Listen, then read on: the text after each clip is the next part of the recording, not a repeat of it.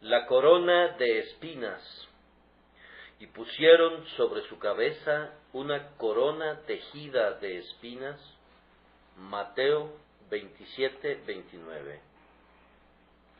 Antes de que entremos al cuartel de los soldados y contemplemos con atención la sagrada cabeza una vez herida, será conveniente considerar quién y qué era la persona que fue cruelmente sometida así a la vergüenza. No olviden la excelencia intrínseca de su persona, pues Él es el esplendor de la gloria del Padre y la imagen expresa de su persona. Él es en sí mismo Dios sobre todas las cosas, bendito por los siglos, la palabra eterna por la cual todas las cosas fueron hechas y todas las cosas en Él subsisten. Aunque era heredero de todas las cosas y el príncipe de los reyes de la tierra, fue despreciado y desechado entre los hombres, varón de dolores, experimentado en quebranto, su cabeza fue ceñida con una corona de espinas por burla, su cuerpo fue ataviado con un manto de púrpura desteñido, una pobre caña fue colocada en su mano como cetro, y luego la soldadesca impúdica se atrevió a mirarle a la cara y a afligirle con sus sucias burlas. Los soldados también escupieron sobre ese rostro que los ángeles, junto a los profetas, anhelaban ver por gracia, pero no se les concedió. ¿Hubo alguna vez dolor igual al mío? No olviden la gloria a la que estaba acostumbrado en otro tiempo, pues antes de que viniera a la tierra, Él estaba sentado en el seno del Padre, siendo adorado por querubines y serafines, obedecido por todos los ángeles, reverenciado por todo principado y potestad en los lugares celestiales. Sin embargo, aquí está sentado, siendo tratado peor que un criminal, convertido en el centro de una comedia antes de volverse la víctima de la tragedia. Lo sentaron sobre alguna silla rota, le cubrieron con un viejo manto de soldado y luego le insultaron como si fuera un monarca de mentira. Ellos doblaron su rodilla delante de mí y clamaron: «Salve, Rey», todo lo que las mofas y el escarnio puedan imaginar. Yo soy el piso, el sumidero, el basurero. ¿Hubo alguna vez dolor igual al mío? Su amor por nosotros le impulsó a aceptar un terrible abatimiento. Miren cuán bajo cayó para levantarnos de nuestra caída. No se olviden que en el preciso momento en que se estaban burlando de Él de esta manera, Él era el Señor de todo y podía convocar a 12 legiones de ángeles para que vinieran en su rescate. Había majestad en su abatimiento. Él había abandonado, es cierto, la gloriosa pompa imperial de los atrios de su Padre, y ahora era el hombre humilde de Nazaret, pero a pesar de ello, si lo hubiese querido, una mirada de esos ojos habrían fulminado a la soldadesca romana.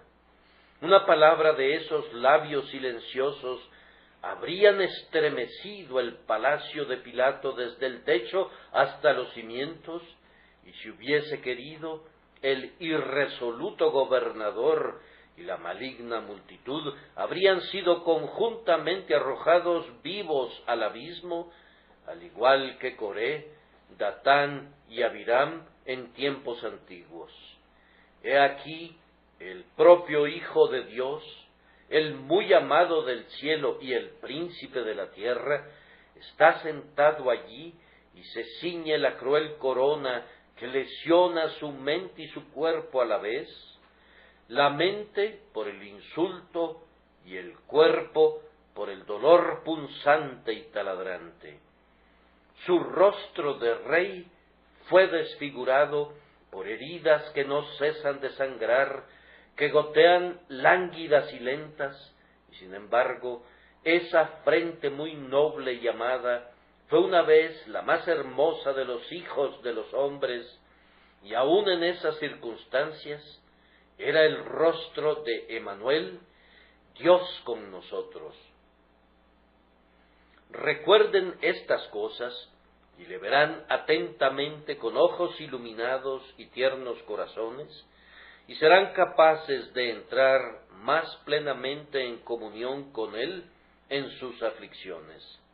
Recuerden desde dónde vino, y les asombrará en mayor grado que haya descendido tan bajo. Recuerden lo que era, y más les sorprenderá que se haya convertido en nuestro sustituto. Y ahora, abrámonos paso hasta el cuarto de los guardias, y contemplemos a nuestro Salvador ceñido con la corona de espinas. No nos detendremos mucho en las especulaciones acerca del tipo de espinas que le pusieron. De conformidad a los rabinos y a los especialistas en botánica, habían unas 20 o 25 especies diferentes de arbustos espinosos que crecían en Palestina. Y diferentes escritores han seleccionado, ya sea unos u otros de esos arbustos, de acuerdo a sus propios juicios o preferencias, como las espinas peculiares que fueron usadas en esta ocasión. Pero, ¿por qué elegir una espina entre muchas? Él no soportó solo un dolor, sino todos, y cada espina sería suficiente. La propia incertidumbre en cuanto a la especie peculiar nos proporciona una instrucción. Muy bien podría ser que más de una variedad de espinas haya sido tejida en esa corona.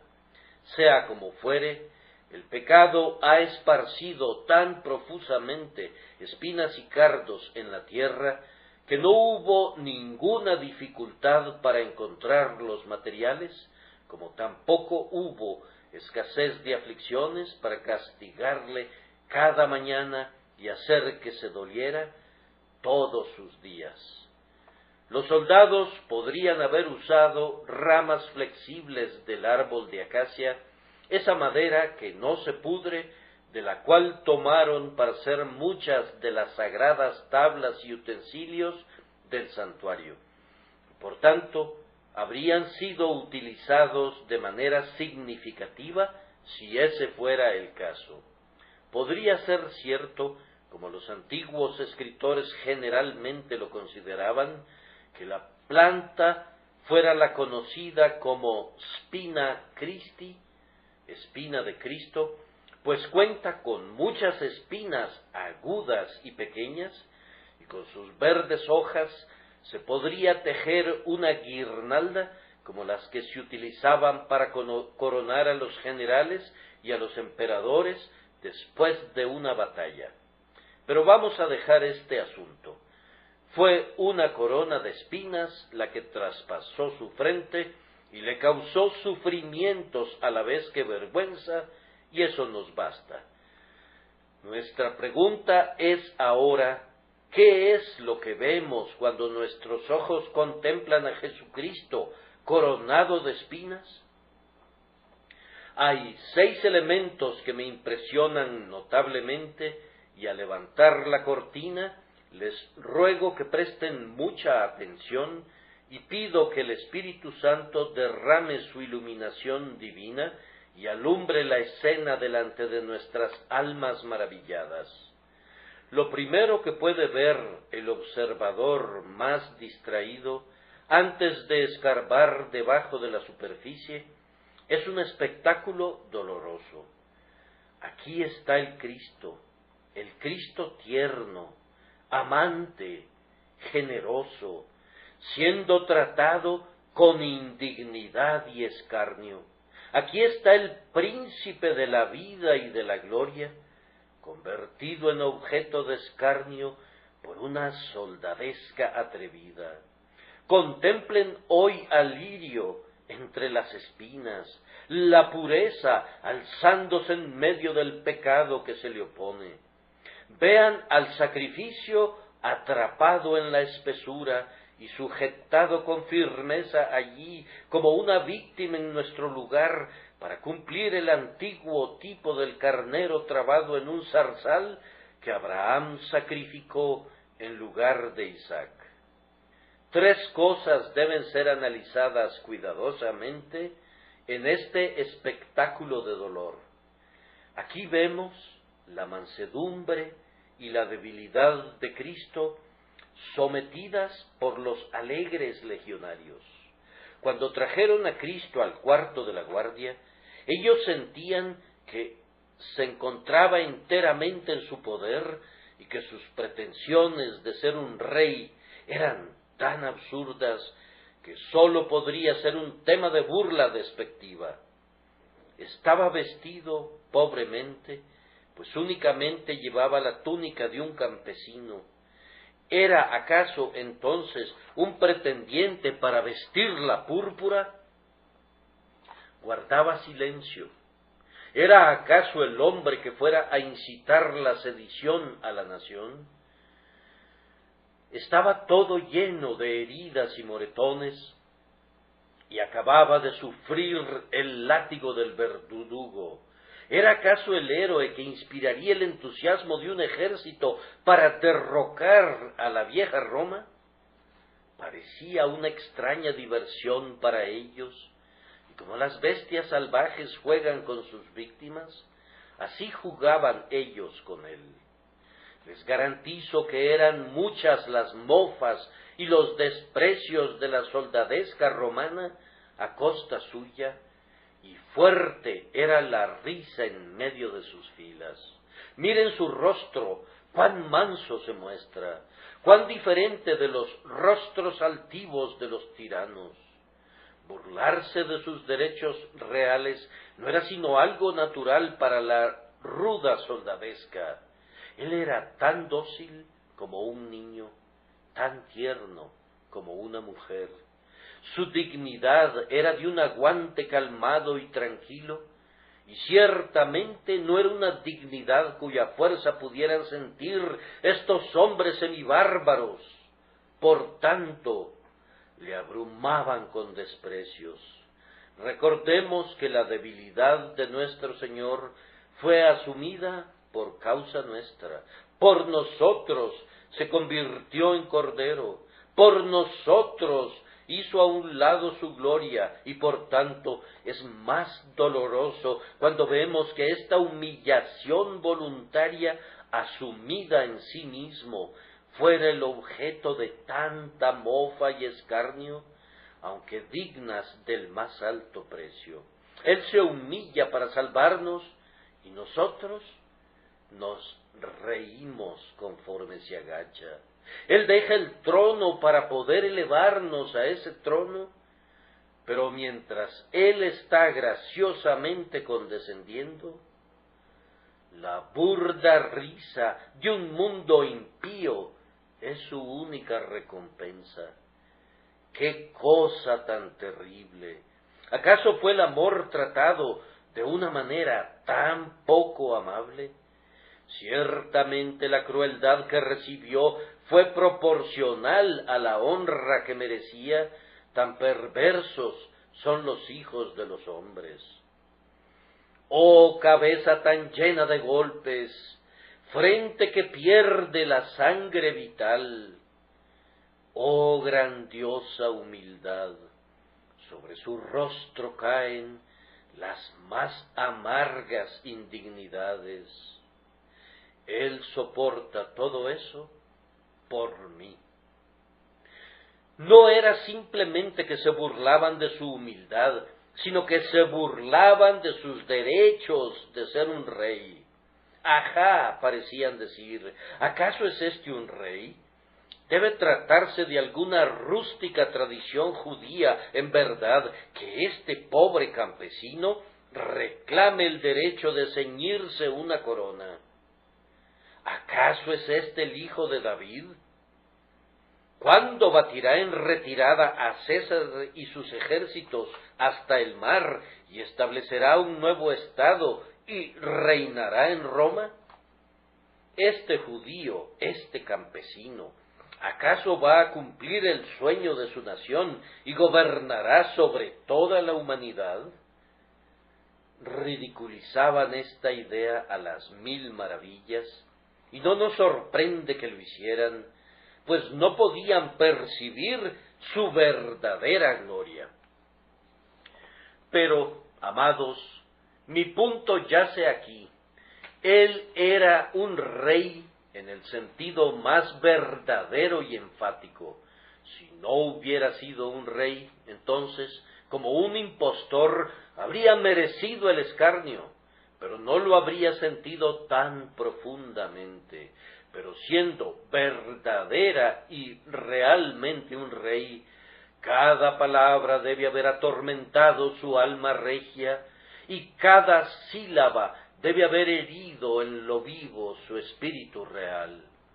Cuando los pretendidos derechos de un impostor quedan expuestos y son entregados al escarnio, esa misma persona sabe que muy bien merece todo el desprecio que recibe.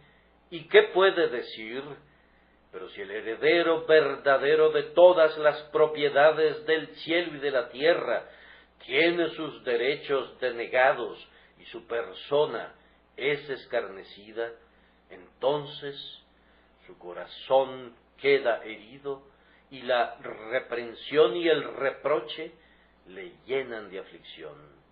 ¿Acaso no es triste que el Hijo de Dios, el bendito y único potentado, haya sido deshonrado de esta manera? Y no se trató de burlas simplemente, sino que la crueldad añadió dolor al insulto.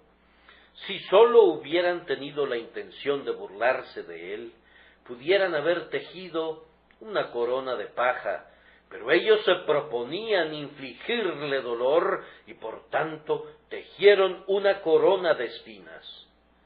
Contemplen, se los ruego, a su persona al tiempo que sufre a manos de ellos. Le habían azotado hasta el punto que probablemente no había ninguna parte de su cuerpo que no sangrara bajo los golpes, excepto su cabeza, y ahora debían hacer sufrir también esa cabeza. ¡Ay! Toda nuestra cabeza estaba enferma y todo nuestro corazón desfalleciente, y así Él debe ser hecho en su castigo semejante a nosotros en nuestra transgresión.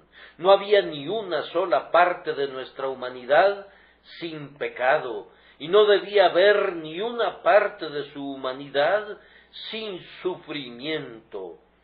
Si hubiéramos escapado en alguna medida de la iniquidad, Él habría podido escapar del dolor en esa misma medida, pero como llevábamos el vestido sucio de la transgresión y nos cubría por completo de la cabeza a los pies, Él también debía llevar las vestiduras de la vergüenza y de la burla desde la coronilla de su cabeza hasta la planta de sus pies. Oh amor tan ilimitado para ser mostrado por nadie, excepto únicamente por el Señor. Oh amor ofendido, que soporta los dolores y la descarada maldición del ofensor. Oh amor, que no podría tener otro motivo que la pura benignidad de salvar. Amados, siempre siento como si mi lengua estuviera amarrada cuando me pongo a hablar de los sufrimientos de mi Señor. Puedo pensar en ellos, puedo imaginarlos para mí, puedo sentarme y ponerme a llorar por ellos, pero no sé cómo retratarlos para los demás. ¿Acaso han conocido alguna pluma o lápiz que pudiera pintarlos? Incluso un Miguel Ángel o un Rafael podrían muy bien rehuir el intento de pintar este cuadro, y la lengua de un arcángel podría consumirse en el esfuerzo de cantar las aflicciones de aquel que fue cargado con la vergüenza de nuestras transgresiones vergonzosas. Les pido que, más que escuchar, mediten y que se sienten y vean a su Señor con sus propios ojos amantes, en vez de considerar mis palabras. Yo solo puedo bosquejar el cuadro, delineándolo toscamente al carbón. Debo dejar que ustedes le pongan los colores y que luego se sienten y lo estudien, pero fracasarán como fracaso yo. Podremos sumergirnos, pero no podemos alcanzar las profundidades de este abismo de dolor y de vergüenza. Podremos remontarnos, pero estos montes azotados por las tormentas están todavía por encima de nosotros. Descorriendo otra vez la cortina de este espectáculo vergonzoso, veo aquí una advertencia solemne que nos habla quedamente y nos conmueve desde ese espectáculo de dolor. Me preguntarán cuál es esa advertencia. Es una advertencia para que no cometamos nunca el mismo crimen que cometieron los soldados. El mismo, dirás, vamos, nosotros nunca tejeríamos una corona de espinas para ponerla en esa amada cabeza. Elevo mis oraciones para que no lo hagan nunca, pero hay muchas personas que lo han hecho y lo siguen haciendo. Quienes niegan sus derechos son culpables de este crimen. Los sabios de este mundo están muy ocupados en este mismo momento por todo el universo, muy ocupados en recoger espinas para enroscarlas y poder torturar al ungido del Señor. Algunos de ellos afirman, sí, él fue un buen hombre, pero no el Hijo de Dios. Otros niegan incluso su excelencia superlativa en la vida y en la enseñanza. Ponen reparos a su perfección e imaginan fallas donde no hubo ninguna.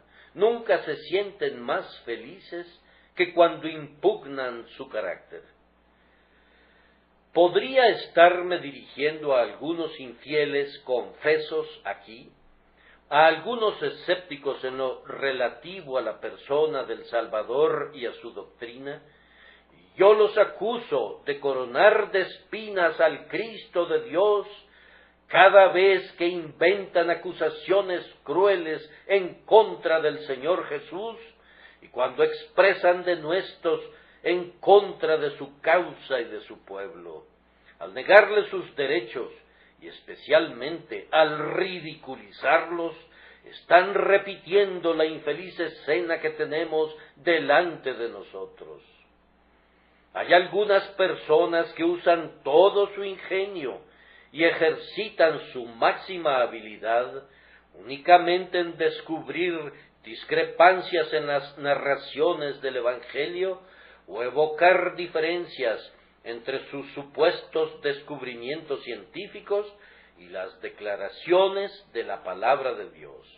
Muy a menudo se han espinado sus propias manos cuando están tejiendo corona de espinas para él. Yo me temo que algunos de ellos tendrán que acostarse sobre un lecho espinoso cuando lleguen a la muerte, como resultado de la ostentación de su investigación científica, de las zarzas con las que pretendían afligir al amante de la humanidad.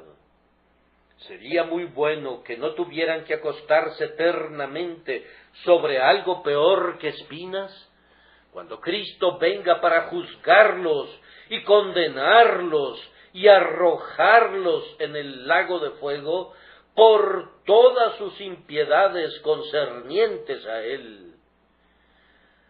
Oh, que abandonaran este oficio malicioso e inútil de tejer coronas de espinas para él, que es la única esperanza del mundo, cuya religión es la estrella solitaria que da brillo a la medianoche de la aflicción humana y guía al mortal al puerto de paz. Incluso por los beneficios temporales del cristianismo, el buen Jesús debería ser tratado con respeto. Él ha emancipado al esclavo y liberado al oprimido. Su evangelio es la carta magna de la libertad, el azote de los tiranos y la muerte de los sacerdotes. Propáguenlo y estarán propagando la paz, la libertad, el orden, el amor y el gozo. Él es el más grande de los filántropos, el verdadero amigo del hombre. ¿Por qué entonces se ponen en orden de batalla en contra de él, ustedes que hablan de progreso e ilustración? Basta con que los hombres le conozcan y le coronarían con diademas de reverente amor más preciosas que las perlas de la India, pues su reino abrirá las puertas de la época de oro y aún ahora suaviza el rigor del presente, así como ha erradicado las miserias del pasado. No es un buen negocio estar censurando y objetando, y yo le suplico a quienes están involucrados en él que cesen en sus esfuerzos poco generosos, indignos de seres racionales y nocivos para sus almas inmortales. Esta coronación de espinas es efectuada de otra manera por profesiones hipócritas de fidelidad a él. Estos soldados pusieron una corona en la cabeza de Cristo, pero no estaban manifestando su intención de que fuera rey. Ellos pusieron un cetro en su mano, pero no era la valiosa vara de marfil que significaba poder real, era sólo una caña débil y delgada. Con eso nos recuerdan que Cristo es escarnecido por profesantes insinceros. Oh, ustedes que no le aman en lo profundo de sus almas, ustedes son los que se burlan de él. Pero preguntarán, ¿en qué he fallado en coronarle? ¿Acaso no me uní a la iglesia? ¿Acaso no he profesado que soy un creyente? Oh, pero si sus corazones no son rectos dentro de ustedes, únicamente le han coronado de espinas. Si no le han entregado su propia alma, han arrojado un cetro de caña en su mano en terrible escarnio. Tu propia religión se burla de él. Tus profesiones mentirosas son un escarnio. ¿Quién ha requerido esto de tus manos, que pisotees sus atrios? Tú le insultas en su mesa, le insultas cuando estás de rodillas. ¿Cómo puedes decir que le amas cuando tu corazón no está con él? Si nunca has creído en él y no te has arrepentido de tu pecado, y no has aceptado obedecer su mandamiento, si no le reconoces como Señor y Rey en tu vida diaria, te exhorto a que renuncies a la profesión que es tan deshonrosa para él. Si es Dios, sírvele. Si es Rey, obedécele. Si no es nada de eso, entonces no profeses ser cristiano. Sé honesto y no traigas ninguna corona si no le aceptas como rey. ¿Qué necesidad hay para que le insultes de nuevo con un dominio nominal, con un homenaje falso y un supuesto servicio? Oh, ustedes hipócritas, consideren sus caminos, no sea que pronto el Señor que han provocado se desembarace de sus adversarios. Lo mismo pueden hacer, en alguna medida, quienes son sinceros, pero por falta de vigilancia caminan de manera tal que deshonran su profesión. Aquí, si hablo correctamente, voy a forzar a cada uno de ustedes a confesar en sus espíritus que son condenables, pues cada vez que actuamos de acuerdo a nuestra carne pecaminosa, coronamos de espinas la cabeza del Salvador. ¿Quién de nosotros no ha hecho esto? Amada cabeza, cuyos cabellos, cada uno de ellos, es más precioso que el oro fino, cuando te entregamos nuestros corazones, pensamos que siempre te adoraríamos, que nuestras vidas enteras serían un único salmo extendido, alabándote y bendiciéndote y coronándote. ¡Ay! ¿Cómo nos hemos quedado cortos de nuestro propio ideal? Te hemos rodeado con las zarzas de nuestro pecado. Hemos sucumbido a un temperamento airado, de tal forma que hemos hablado inadvertidamente con nuestros labios, y hemos sido mundanos, y hemos amado lo que tú aborreces, y hemos cedido a nuestras pasiones, y nos hemos entregado a nuestros deseos malvados. Nuestras vanidades, insensateces, olvidos, omisiones y ofensas han ceñido sobre tu cabeza una guirnalda de deshonra y nos estremecemos al pensar en ello. Oh, crueles corazones y manos que han maltratado así al bien amado, a quien debimos haber tenido el cuidado de glorificar diariamente.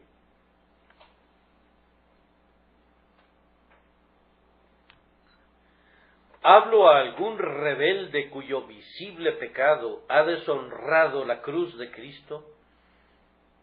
Me temo que me estoy dirigiendo a algunos que una vez tuvieron un nombre que es para vida, pero que ahora son contados con los muertos en pecado.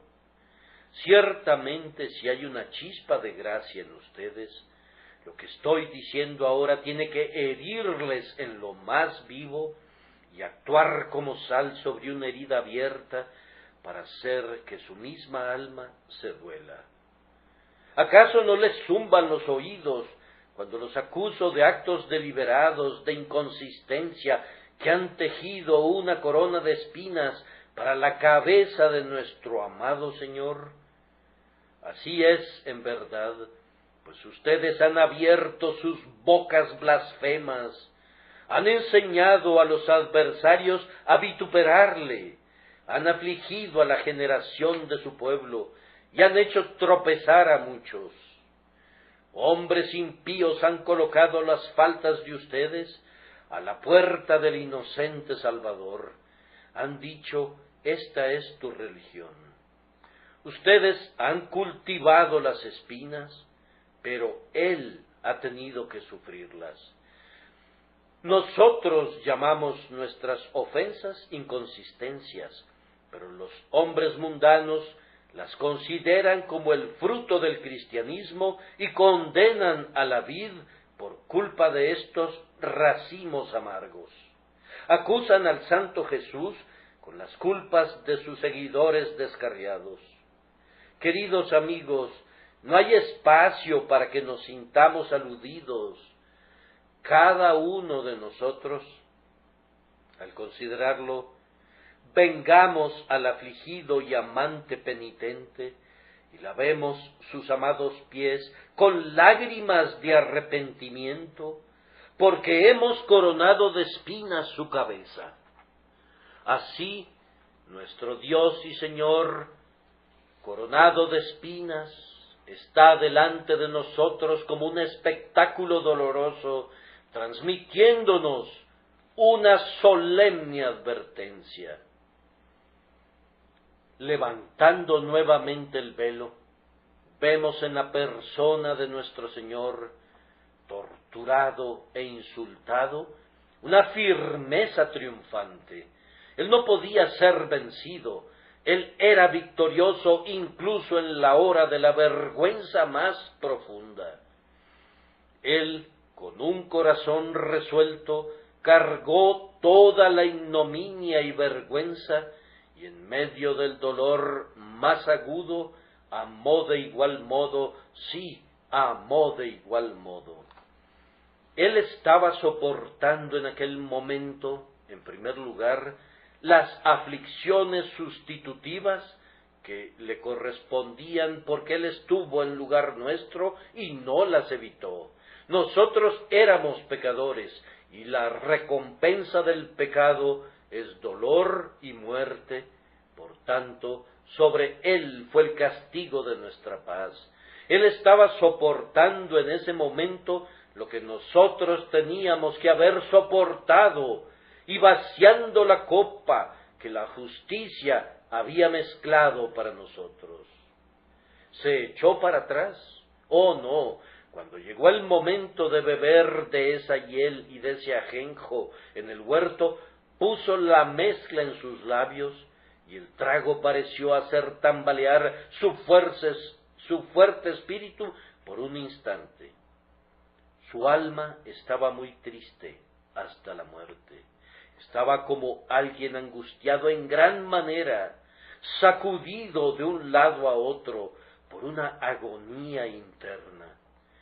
Padre mío, dijo, si es posible, pase de mí esta copa. 3 veces pronunció esa plegaria, mientras cada porción de su condición humana era el campo de batalla de legiones de aflicciones.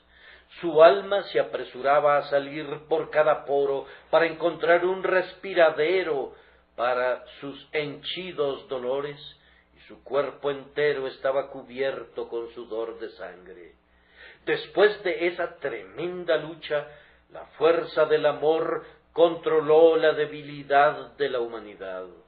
Puso esa copa en sus labios y no titubeó, sino que sorbió de ella hasta que no quedara ningún residuo.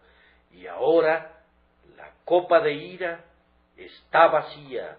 Ningún vestigio del terrible vino de la ira de Dios puede encontrarse en ella.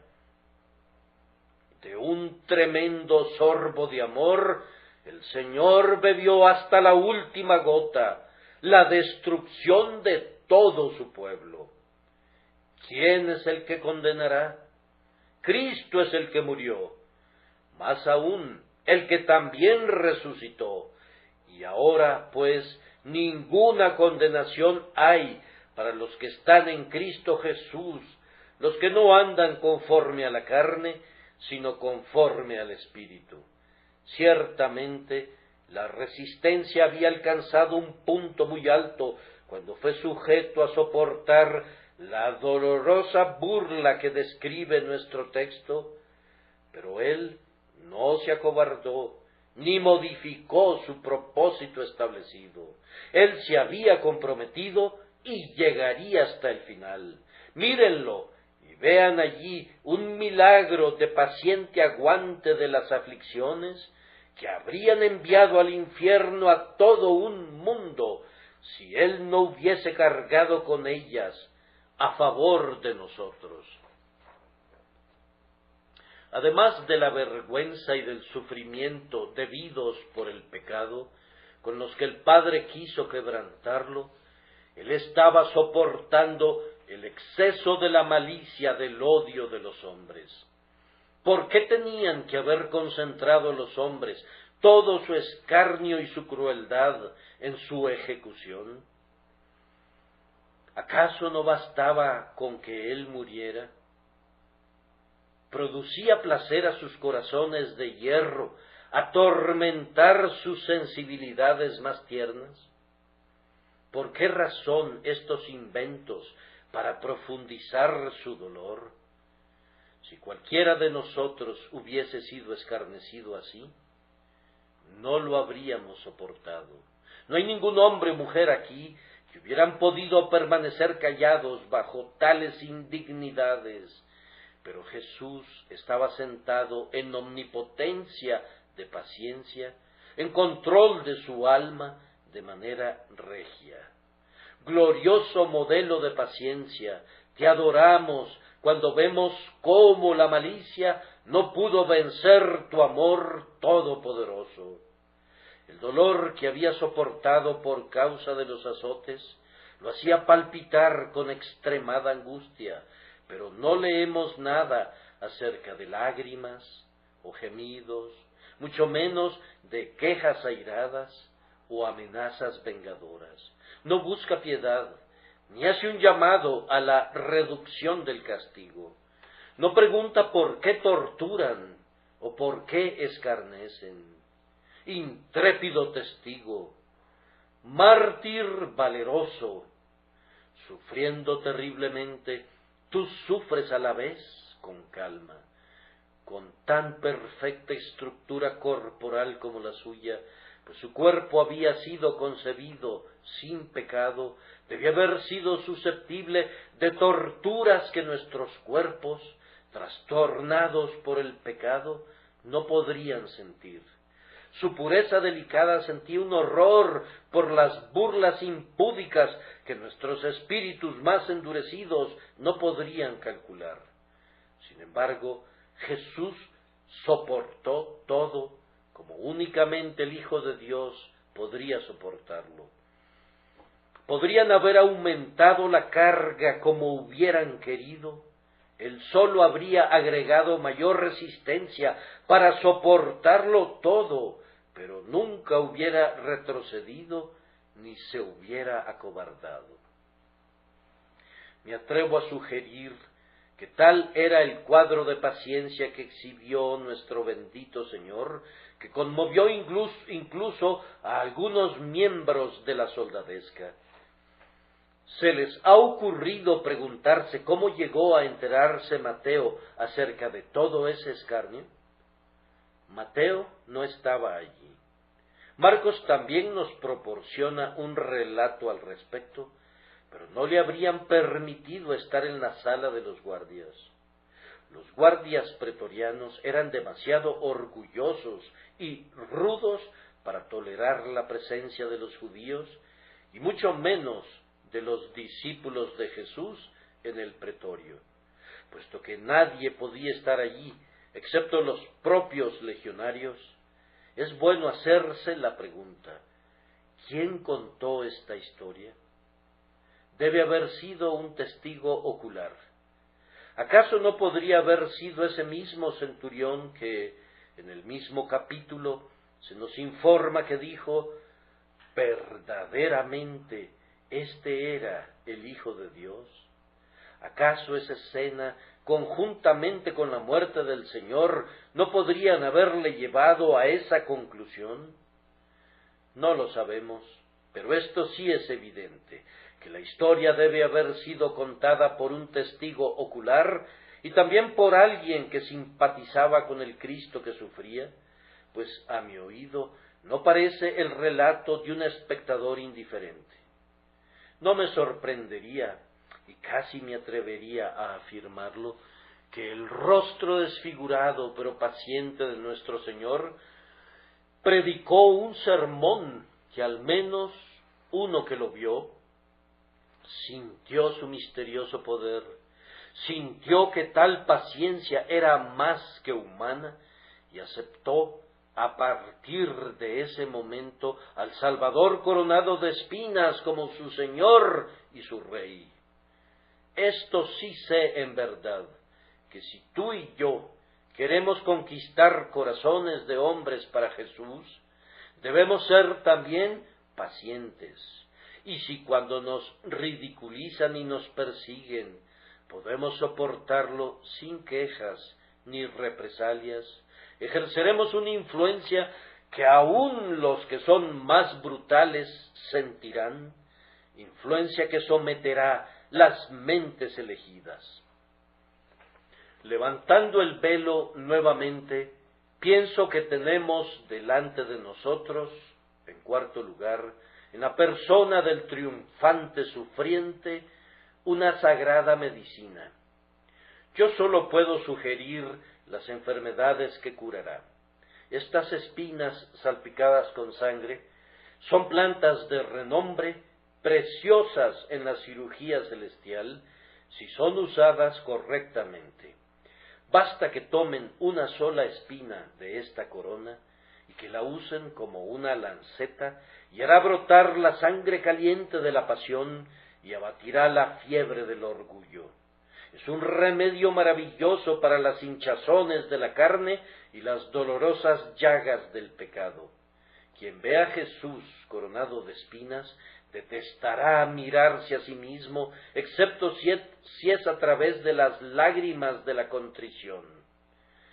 Esta espina en el pecho hará que los hombres canten, pero no con notas de congratulación egoísta, sino con notas que serán las de una paloma que gime por su amado. Gedeón enseñó a los hombres de Sucot con espinos, pero las lecciones no fueron tan saludables como las lecciones que aprendemos de las espinas de Jesús. La sagrada medicina que nos trae el buen médico en su guirnalda de espinas actúa como un tónico y nos vigoriza para soportar sin depresión cualquier vergüenza o pérdida que nos pueda acarrear su servicio. ¿Quién derrota a mis más fieros enemigos? ¿Quién consuela mis más tristes aflicciones? ¿Quién revive mi desfalleciente corazón, sanando todo su dolor escondido? Jesús coronado de espinas. Cuando comienzas a servir a Dios y por su causa procuras beneficiar a tus semejantes mortales, no esperes ninguna recompensa de los hombres, excepto ser malentendido, volverte sospechoso y ser vituperado. Los mejores hombres del mundo son aquellos de quienes peor se habla. Un mundo depravado no puede hablar bien de vidas santas. La fruta más dulce es la más picoteada por los pájaros. La montaña más cercana al cielo es más golpeada por las tormentas, y el carácter más amable es el más asediado. Aquellos que quieres salvar no te agradecerán por tu ansiedad, sino que te culparán por tu interferencia. Si censuras sus pecados, con frecuencia resentirán tus advertencias. Si los invitas a Jesús, tomarán a la ligera tus ruegos. ¿Estás preparado para esto? Si no lo estás, considera a aquel que soportó tal oposición de los pecadores para que tu mente no se vaya a cansar o vaya a desfallecer. Si tienes éxito en traer muchas personas a Cristo, no debes contar con una honra universal. Serás acusado de intereses egoístas. Dirán que andas tras la popularidad o algún otro crimen parecido. Serás malinterpretado, difamado, caricaturizado y considerado un insensato o un bribón por el mundo impío. Las probabilidades son que la corona que ganarás en este mundo, si sirves a Dios, contendrá más partículas puntiagudas que zafiros, más abrojos que aguamarinas. Cuando sea puesta en tu cabeza, pide gracia para que la lleves con alegría, considerando un verdadero gozo ser semejante a tu Señor. Di en tu corazón: no siento deshonra en esta deshonra. Los hombres me podrán imputar cosas vergonzosas, pero no me siento avergonzado. Podrán degradarme, pero no estoy degradado. Podrán cubrirme de desprecio, pero no soy despreciable. El padre de familia fue llamado Beelzebú y fue escupido, y no pueden tratar peor a los de su casa, por tanto, nos burlamos de su escarnio.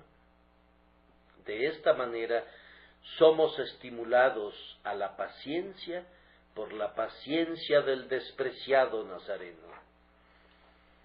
La corona de espinas es también un remedio para el descontento y la aflicción. Cuando estamos soportando un dolor corporal, somos propensos a respingar y a impacientarnos. Pero si recordamos a Jesús coronado de espinas, decimos, su camino fue mucho más escabroso y oscuro que el mío. Sufrió Cristo mi Señor, ¿y acaso yo me quejaré?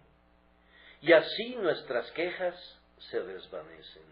Por pura vergüenza no nos atrevemos a comparar nuestras dolencias con sus dolores.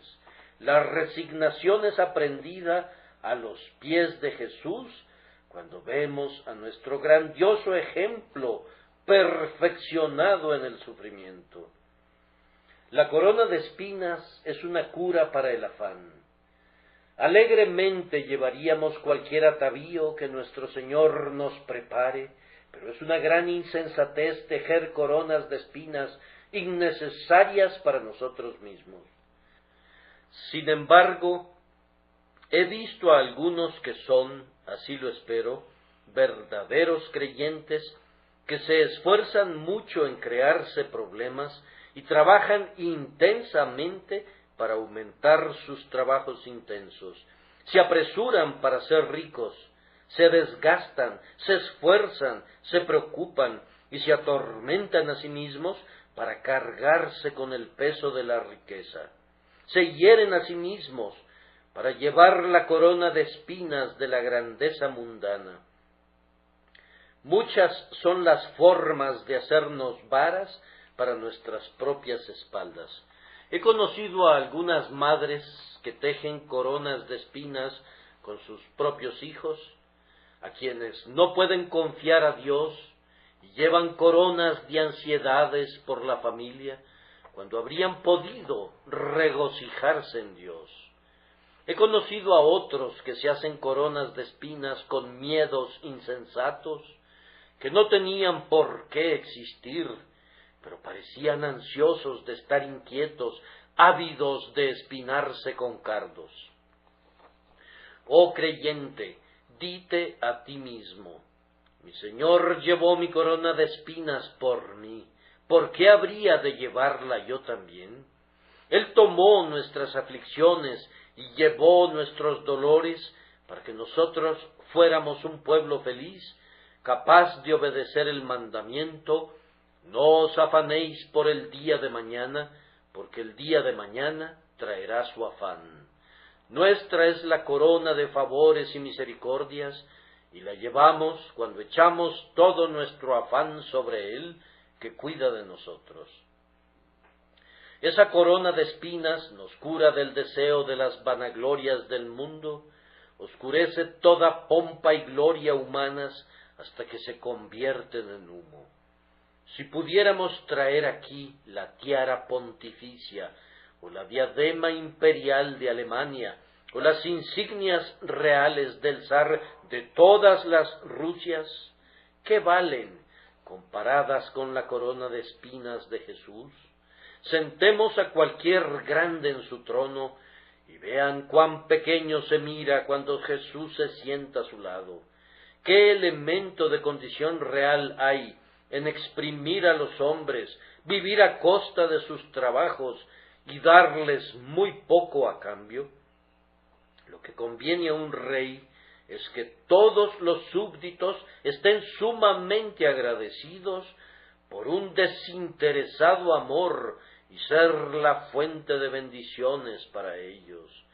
Oh, le quita el brillo a su oro y el lustre a todas sus joyas y la belleza a todas sus preciosas chucherías, cuando comprobamos que ninguna púrpura imperial puede igualar la gloria de su sangre y ninguna joya puede rivalizar con sus espinas.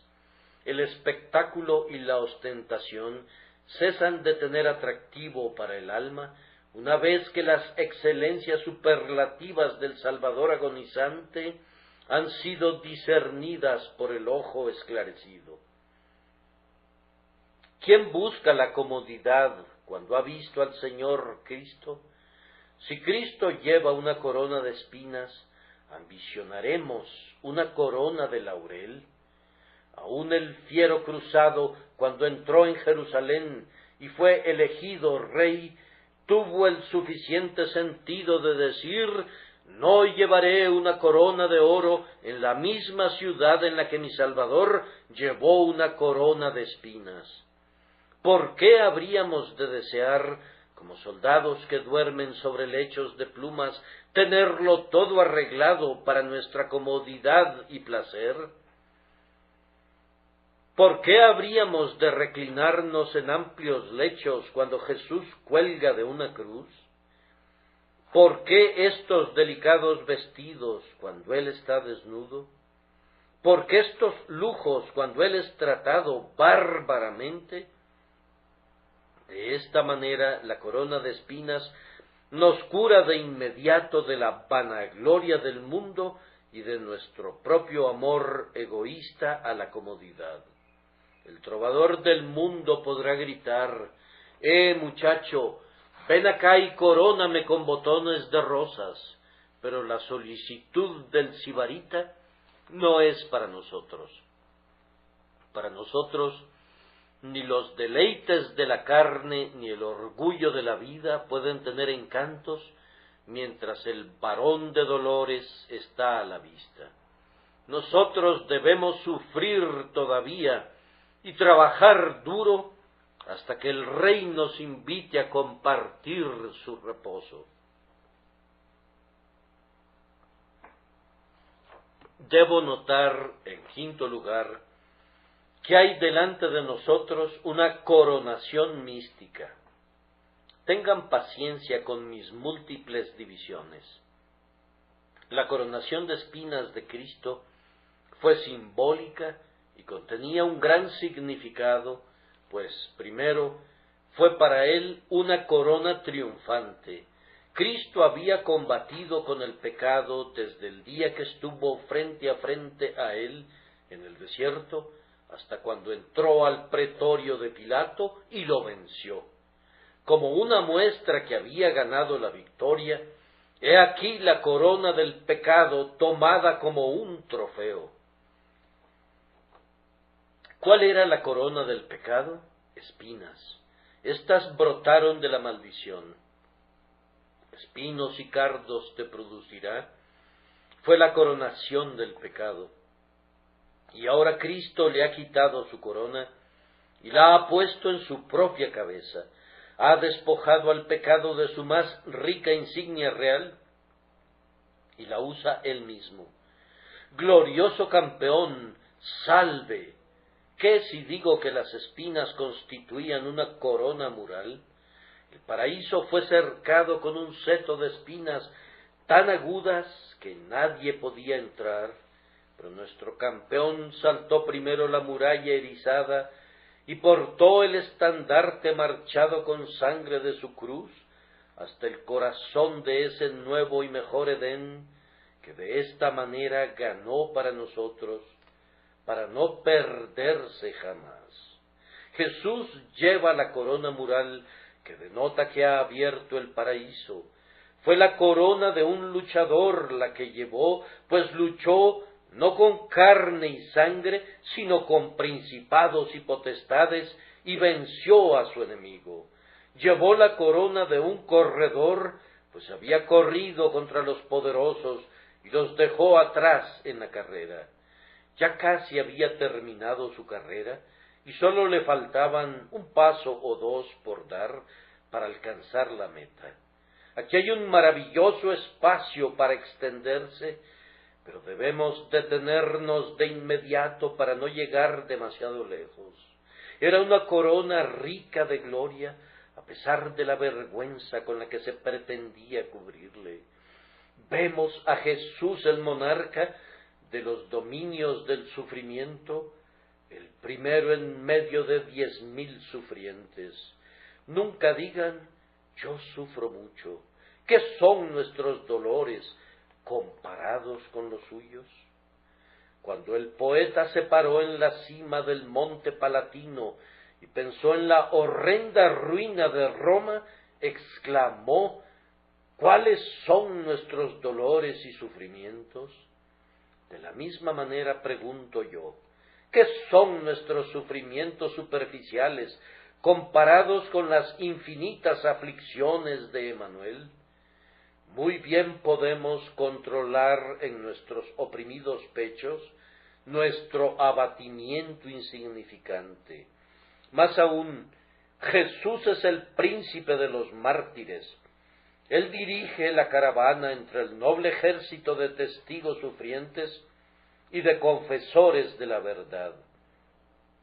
Aunque murieron en la hoguera y se consumieron en calabozos, o fueron arrojados a las bestias salvajes, ninguno de ellos reclama un primer lugar, pero él, el testigo fiel y verdadero, con la corona de espinas y la cruz, se encuentra a la cabeza de todos ellos. Tal vez no sea nuestra suerte unirnos a ese augusto grupo, pero si hay un honor por el que envidiaríamos legítimamente a los santos de los tiempos antiguos, es este, que nacieron en aquellos días valerosos, cuando la corona de rubí estaba al alcance humano, y cuando se podía esperar el supremo sacrificio.